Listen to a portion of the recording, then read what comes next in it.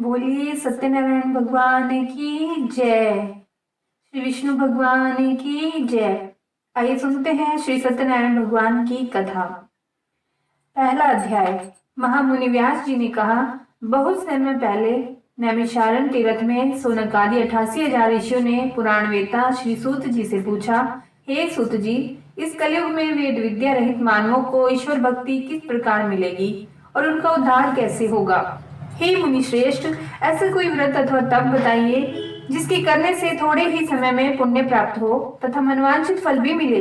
ऐसी कथा सुनने की हमारी बहुत इच्छा है।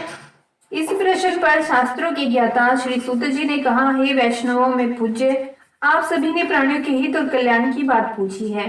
अब मैं उस श्रेष्ठ व्रत को आप लोगों से कहूंगा जिसे श्रेष्ठ मुनि नारद जी ने श्री लक्ष्मी नारायण भगवान से पूछा था और श्री लक्ष्मी नारायण भगवान ने मुनि श्रेष्ठ नारद जी को बताया था। आप सभी श्रोतागण यह कथा ध्यान से सुने। मुनिनाथ सुनो यह सत्य कथा, सब काले ही होए महासुखदाई, भव ताप हरे पूर्ण मनोरथ करे, करे सुख संपत्ति की अधिकाई। संकट में दुख दूर करे, सब ठोर कुठोर में होत सहाई, महान महात्म है इसमें कलिकाल में फल और जनाई। मुनि श्रेष्ठ नारद दूसरों के कल्याण हेतु सभी लोकों में घूमते हुए एक समय मृत्यु लोक में आ पहुंचे। यहाँ बहुत सी योनियों में जन्मे प्राय सभी मनुष्यों को अपने कर्म के अनुसार अनेक कष्टों से पीड़ित देखकर उन्होंने सोचा कि किस यत्न के करने से इन प्राणियों के कष्ट का निवारण हो सकेगा। मन में ऐसा विचार करके श्री नारद विष्णु लोक गए। वहां श्वेत वर्ण और 4 भुजाओं वाले देवों के ईश नारायण, जिनके हाथों में चक्र शंख गदा और पद्म थे तथा वरमाला पहने हुए थे, उनको देखकर उनकी स्तुति करने लगे। नारद जी ने कहा, हे भगवान, आप अति शक्तिमान हैं, मन तथा वाणी भी आपको नहीं पा सकती। आपका आदि मध्य अंत भी नहीं है। आप निर्गुण स्वरूप सृष्टि के कारण भक्तों के कष्टों को नष्ट करने वाले हो। आपको मेरा शत शत नमन है। नारद जी से इस प्रकार की प्रार्थना सुनकर विष्णु भगवान बोले, हे योगीराज, आपके मन में क्या है? आपका किस कार्य हेतु यहाँ आना हुआ है, निसंकोच कहें। तब मुनि श्रेष्ठ नारद ने कहा, मृत्युलोक में सब मनुष्य जो अनेक योनियों में पैदा हुए हैं, अपने अपने कर्मों द्वारा अनेक प्रकार के कष्टों के कारण दुखी हैं। हे स्वामी, यदि आप मुझ पर दया रखते हैं तो बताइए कि उन मनुष्य के सब कष्ट थोड़े से ही प्रयत्न से किस प्रकार दूर हो सकते हैं। श्री विष्णु भगवान ने कहा, हे नारद, मनुष्य की भलाई हेतु तुमने यह बहुत ही उत्तम प्रश्न किया है। जिस व्रत के करने से मनुष्य कष्टों से छूट जाता है, वह व्रत मैं तुमसे कहता हूँ, सुनो। अति पुण्य प्रदान करने वाला, स्वर्ग तथा मृत्यु लोक दोनों में दुर्लभ एक अति उत्तम व्रत है जो आज मैं तुमसे कहता हूँ। श्री सत्यनारायण भगवान का यह व्रत विधि विधान पूर्वक संपन्न करने पर मनुष्य इस धरती पर सभी प्रकार के सुख भोग कर मरण उपरांत मोक्ष को प्राप्त करता है। भगवान के ऐसे वचन सुनकर नारद मुनि बोले, हे भगवान, उस व्रत का विधान क्या है, फल क्या है? इससे पहले किसने यह व्रत किया है और किस दिन यह व्रत करना चाहिए? कृपया यह सब मुझे विस्तार से समझाएं। श्री विष्णु भगवान ने कहा, हे नारद, दुख शोक और सभी प्रकार की व्याधियों को दूर करने वाला यह व्रत सब स्थानों पर विजय दिलाने वाला है। श्रद्धा और भक्ति के साथ किसी भी दिन मनुष्य संध्या के समय श्री सत्यनारायण भगवान की ब्राह्मण और बंधुओं के साथ पूजा करे। भक्ति भाव से केले का फल, नैवेद्य, घी, शहद, शक्कर अथवा गुड़, दूध और गेहूं का आटा सवाया ले। गेहूं के भाव में साटी चावल का चूर्ण भी ले सकते हैं। इन सभी को भक्ति भाव से भगवान श्री सत्यनारायण को अर्पण करें। बंधु बांधवों सहित ब्राह्मणों को भोजन कराएं। इसके पश्चात ही स्वयं भोजन करें। रात्रि में श्री सत्यनारायण भगवान के गीत आदि का आयोजन करके श्री सत्यनारायण भगवान का स्मरण करते हुए समय व्यतीत करें। इस तरह जो मनुष्य व्रत करेंगे उनकी मनोकामनाएं अवश्य ही पूर्ण होंगी। विशेष रूप से कलयुग में मृत्युलोक में यही एक ऐसा उपाय है जिससे अल्प समय और कम धन में महान पुण्य की प्राप्ति हो सकती है। ओम नमो नारायणे। ओम नमो भगवते वासुदेवाय। यह था व्रत कथा का पहला अध्याय। आइए सुनते हैं दूसरा अध्याय। सत्यनारायण भगवान की जय। महान संत सूत जी ने कहा, हे ऋषियों, जिन्होंने प्राचीन काल में इस व्रत को किया है उनका इतिहास मैं आपको सबसे कहता हूँ। आप सब ध्यान से सुने। अति सुंदर काशीपुरी नगरी में एक अति निर्धन ब्राह्मण वास करता था। वह भूख और प्यास से बेचैन होकर हर समय दुखी रहता था। ब्राह्मणों से प्रेम करने वाले श्री विष्णु भगवान ने उसको दुखी देखकर एक दिन बूढ़े ब्राह्मण का वेश धारण करके निर्धन ब्राह्मण के पास जाकर बड़े आदर से पूछा, हे ब्राह्मण, तुम हर समय दुखी होकर पृथ्वी पर क्यों घूमते हो? हे श्रेष्ठ ब्राह्मण, अपनी व्यथा मुझसे कहो, मैं सुनना चाहता हूँ। कष्टों से घिरे उस ब्राह्मण ने कहा, मैं निर्धन ब्राह्मण हूँ, भिक्षा के लिए पृथ्वी पर मारा मारा फिरता हूँ। हे भगवान, यदि आप इससे मुक्ति पाने का कोई उपाय जानते हो तो कृपया करके मुझे बताएं। तब वृद्ध ब्राह्मण का रूप धारण किए हुए श्री विष्णु भगवान बोले, हे ब्राह्मण, श्री सत्यनारायण भगवान मनोवांछित फल देने वाले हैं, इसीलिए तुम उनका विधि पूर्वक पूजन करो, जिसके करने से सब मनुष्य सब दुखों से मुक्त हो जाता है। दरिद्र ब्राह्मण को व्रत का संपूर्ण विधान बतलाकर बूढ़े ब्राह्मण का रूप धरे श्री सत्यनारायण भगवान अंतर्ध्यान हो गए। वृद्ध ब्राह्मण ने जिस व्रत को बतलाया है मैं उसका अवश्य विधि विधान सहित करूंगा। ऐसा निश्चय करके वह दरिद्र ब्राह्मण घर चला गया। परंतु रात को उस ब्राह्मण को नींद नहीं आई। अगले दिन वह जल्दी उठा और श्री सत्यनारायण भगवान का व्रत करने का निश्चय करके भिक्षा मांगने के लिए चल दिया। उस दिन उसको भिक्षा में अधिक धन मिला, जिससे उसने पूजा का सारा सामान खरीदा और घर आकर अपने बंधु बांधवों के साथ विधि पूर्वक भगवान श्री सत्यनारायण का व्रत किया। इसके करने से वह गरीब ब्राह्मण सब कष्टों से छूटकर अति धनवान हो गया। उस समय से वह ब्राह्मण हर मास व्रत करने लगा। सत्यनारायण भगवान के व्रत को जो शास्त्र विधि के अनुसार श्रद्धा पूर्वक करेगा वह सब कष्टों से छूटकर मोक्ष को प्राप्त करेगा। जो भी मनुष्य श्री सत्यनारायण भगवान का व्रत करेगा वह सब कष्टों से छूट जाएगा। इस तरह नारद जी से श्री सत्यनारायण भगवान का कहा हुआ यह व्रत मैंने तुमसे कहा। हे श्रेष्ठ ब्राह्मणों, अब आप और क्या सुनना चाहते हैं, मुझे कहें। तब ऋषियों ने कहा, हे मुनीश्वर, संसार में इस विप्र से सुनकर किस किसने इस व्रत को किया, हम सब सुनना चाहते हैं। मुनियों से ऐसा सुनकर श्री सूत जी ने कहा, हे मुनिगण, जिस जिस प्राणी ने इस व्रत को किया है उन सब की कथा सुनो। एक समय वह धनी ब्राह्मण बंधु बांधवों के साथ शास्त्र विधि के अनुसार अपने घर पर श्री सत्यनारायण भगवान का व्रत कर रहा था। उसी समय एक लकड़ी बेचने वाला बूढ़ा व्यक्ति वहां आया। उसने सिर पर रखा लकड़ियों का गट्ठर बाहर रख दिया और ब्राह्मणों के मकान में चला गया। प्यास से बेचैन लकड़हारे ने विप्र को व्रत करते देखा। वह प्यास को भूल गया। उसने विप्र का अभिनंदन किया और पूछा, हे ब्राह्मण, आप यह किसका पूजन कर रहे हैं? इस व्रत को करने से क्या फल मिलता है? कृपया करके मुझे बताएं। तब उस ब्राह्मण ने कहा, सब इच्छाओं को पूर्ण करने वाला यह श्री सत्यनारायण भगवान का व्रत है। इन्हीं की कृपा से मेरे यहाँ धन और ऐश्वर्य का आगमन हुआ है। ब्राह्मण से इस व्रत के बारे में जानकर वह लकड़हारा अत्यंत प्रसन्न हुआ। भगवान का चरण अमृत लेकर और भोजन करने के बाद वह अपने घर को चला गया। अगले दिन लकड़हारे ने अपने मन में संकल्प किया कि आज गांव में लकड़ी बेचने से जो धन मिलेगा उसी से भगवान सत्यनारायण का श्रेष्ठ व्रत करूंगा। मन में ऐसा विचार कर वह लकड़हारा लकड़ियों का गट्ठर अपने सिर पर रखकर जिस नगर में धनवान लोग रहते थे ऐसे सुंदर नगर में गया। उस दिन उसे उन लकड़ियों का दाम पहले दिनों से चौगुना मिला। तब वह बूढ़ा लकड़हारा बहुत प्रसन्न होकर पके केले, शहद, शक्कर, घी, दूध और गेहूं का चूर्ण इत्यादि श्री सत्यनारायण भगवान के व्रत की सभी सामग्री लेकर अपने घर आया। फिर उसने अपने बंधु बांधवों को बुलाकर विधि विधान के अनुसार भगवान का पूजन और व्रत किया। उस व्रत के प्रभाव से वह बूढ़ा लकड़हारा धन धान्य से युक्त हुआ और संसार के समस्त सुख भोग कर वैकुंठ को चला गया। ओम नमो भगवते वासुदेवाय। ये द्वितीय अध्याय संपूर्ण हुआ। आइए सुनते हैं सत्यनारायण व्रत का तीसरा अध्याय। श्री सत्यनारायण भगवान की जय। श्री सूत जी बोले, हे श्रेष्ठ मुनियों, अब मैं आगे की कथा कहता हूँ, सुनो। प्राचीन काल में उल्का मुख नाम का एक महान ज्ञानी राजा था। वह जितेंद्रिय और सत्यवक्ता था। प्रतिदिन मंदिरों में जाता तथा गरीबों को धन देकर उनके दुखों को दूर करता था। उसकी पत्नी कमल के समान सुंदर मुख वाली और सती साध्वी थी। एक दिन भद्रशिला नदी के तट पर में दोनों विधि विधान से श्री सत्यनारायण भगवान का व्रत कर रहे थे। उस समय वहां साधु नाम का एक वैश्य आया। उसके पास व्यापार के लिए बहुत सा धन था। वे वैश्य नाम को नदी किनारे पर ठहराकर राजा के पास आया। राजा को व्रत करते हुए देखकर उसने विनम्रता पूर्वक पूछा, हे राजन, यह आप क्या कर रहे हैं? मेरी सुनने की इच्छा है, कृपया आप यह मुझे भी समझाइए। महाराज उल्का मुख ने कहा, हे वैश्य, मैं अपने बंधु बांधवों के साथ पुत्र की प्राप्ति के लिए श्री सत्यनारायण भगवान का व्रत और पूजन कर रहा हूँ। राजा के वचन सुनकर साधु नामक वैश्य ने आदर से कहा, हे राजन, मुझे भी इसकी संपूर्ण विधि विधान बताइए। मैं भी आपके कहे अनुसार इस व्रत को करूंगा। मेरे भी कोई संतान नहीं है। मुझे विश्वास है कि इस उत्तम व्रत को करने से अवश्य है मुझे भी संतान प्राप्त होगी। राजा से व्रत के संविधान सुनकर व्यापार से निवृत्त हो वह वैश्य सुख पूर्वक अपने घर आया। उसने अपनी पत्नी को संतान देने वाले उस व्रत के विषय में बताया और प्रण किया कि जब मेरे संतान होगी तब मैं भी इस व्रत को करूंगा। वैश्य ने वचन लिया और अपनी पत्नी लीलावती से भी कहे। एक दिन उसकी पत्नी लीलावती श्री सत्यनारायण भगवान की कृपा से गर्भवती हो गई। 10वें महीने में उसने एक अति सुंदर कन्या को जन्म दिया। दिनों दिन वह कन्या इस तरह बढ़ने लगी जैसे शुक्ल पक्ष का चंद्रमा बढ़ता है। कन्या का नाम उन्होंने कलावती रखा। एक दिन लीलावती ने मीठे शब्दों में अपने पति को याद दिलाया कि आपने जो भगवान का व्रत करने का संकल्प किया था वो आप उसे पूरा कीजिए। वैश्य ने कहा, हे प्रिय, मैं कलावती के विवाह पर इस व्रत को करूंगा। इस प्रकार अपनी पत्नी को आश्वासन देकर वह व्यापार करने विदेश चला गया। कलावती पितृगृह में वृद्धि को प्राप्त होती रही। लौटने पर साधु ने जब नगर में सखियों के साथ अपनी वयस्क होती पुत्री को खेलते देखा तो उसे उसके विवाह की चिंता हुई।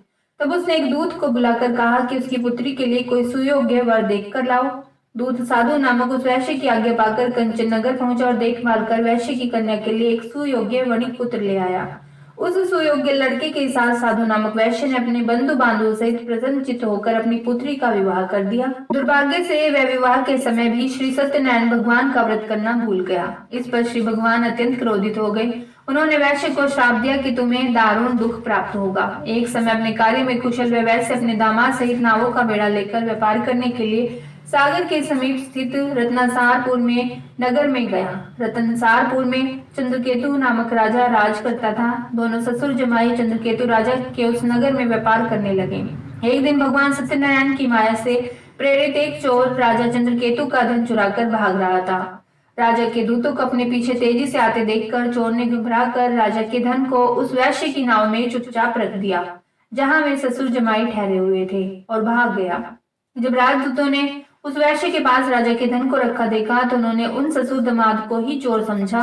वे उन ससुर दामाद दोनों को बांध कर ले गए और राजा के समीप जाकर बोले, आपका धन चुराने वाले ये दो चोर हम पकड़ कर लाए हैं, देख कर आज्ञा दें। तब राजा ने उस वैश्य की बात बिना सुने ही उन्हें कारागार में डालने की आज्ञा दे दी। इस प्रकार राजा की आज्ञा से उनको कारावास में डाल दिया गया तथा उनका सारा धन भी छीन लिया। सत्यनारायण भगवान के श्राप के कारण उस वैश्य की पत्नी लीलावती और पुत्री कलावती भी घर पर बहुत दुखी रहने लगी। उनका सारा धन चोर चुरा कर ले गए। मानसिक और शारीरिक पीड़ा तथा भूख प्यास से अति दुखी को भोजन की आस में कलावती एक ब्राह्मण के घर गई। उसने ब्राह्मण को श्री सत्यनारायण भगवान का व्रत विधि पूर्वक करते देखा। उसने कथा सुनी और श्रद्धा पूर्वक प्रसाद ग्रहण करके रात को घर आई। माता ने कलावती से पूछा, हे पुत्री, तू अब तक कहाँ रही? मैं तेरे लिए बहुत चिंतित थी। माता के शब्द सुनकर कलावती बोली, हे माता, मैंने एक ब्राह्मण के घर श्री सत्यनारायण भगवान का व्रत होते देखा है और मेरी भी उस उत्तम व्रत को करने की इच्छा है। माता ने कन्या के वचन सुनकर सत्यनारायण भगवान के पूजन की तैयारी की। उसने बंधुओं सहित श्री सत्यनारायण भगवान का पूजन और व्रत किया और वर मांगा कि मेरे पति और दामाद शीघ्र ही घर लौट आए। साथ ही विनती की कि हे प्रभु, अगर हमसे कोई भूल हुई हो तो हम सबके अपराध क्षमा करो। श्री सत्यनारायण भगवान इस व्रत से प्रसन्न हो गए। उन्होंने राजा चंद्रकेतु को स्वप्न में दर्शन देकर कहा, हे राजन, जिन दो वैश्यों को तुमने बंदी बना रखा है वे निर्दोष हैं। उन्हें प्रातः ही छोड़ दो। उनका सब धन जो तुमने अधिकृत किया है लौटा दो, अन्यथा मैं तुम्हारा राज्य, धन, पुत्र आदि सब नष्ट कर दूंगा। राजा से ऐसे वचन कहकर भगवान अंतर्ध्यान हो गए। प्रातःकाल राजा चंद्रकेतु ने दरबार में सबको अपना सपना सुनाया और सैनिकों को आज्ञा दी कि दोनों वैश्यों को कैद से मुक्त करके दरबार में ले आओ। दोनों वैश्यों ने आते ही राजा को प्रणाम किया। राजा ने कोमल वचनों में कहा, हे महानुभावों, तुम्हें अज्ञानतावश ऐसा कठिन दुख प्राप्त हुआ है। अब तुम्हें कोई भय नहीं है, तुम मुक्त हो। ऐसा कहकर राजा ने उनको नए नए वस्त्र आभूषण पहनाए तथा उनका जितना धन लिया था उससे दोगुना लौटाकर आदर से विदा किया। दोनों वैश्य अपने घर को चल दिए। ओम नमो नारायण। इति श्री सत्यनारायण व्रत कथा तृतीय अध्याय संपूर्ण। आज सुनते हैं चौथा अध्याय। श्री सत्यनारायण भगवान की जय। सूत जी ने आगे कहा, वैश्य ने यात्रा आरंभ की और अपने नगर की ओर चला। उनकी थोड़ी दूर आगे बढ़ने पर दंडी वेशधारी श्री सत्यनारायण भगवान ने उसकी परीक्षा लेने हेतु उससे पूछा, हे वैश्य, तेरी नाव में क्या है? अभिमानी वणिक हंसता हुआ बोला, हे दंडी, आप ऐसा क्यों पूछते हो? क्या धन लेने की कामना है? मेरी नाव में तो बेल और पत्ते बने हैं।